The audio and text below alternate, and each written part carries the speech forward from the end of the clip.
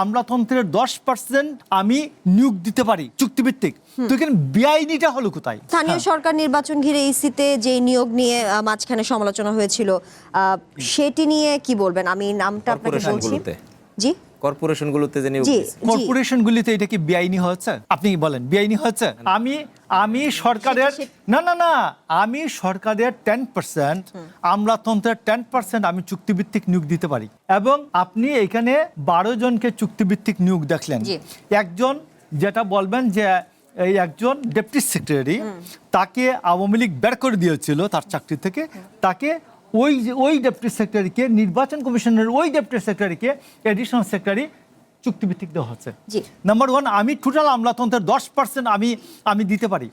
আর 11 জন যারা, এরা প্রত্যেকে কেউ বিএ পাস না, এরা সবাই এমএ পাস, আমি এদের প্রত্যেককে চিনি। 1 নাম্বার 2 হচ্ছে এদের থেকে কম যোগ্যতা সম্পন্ন লোকজন সচিব হয়েছেন।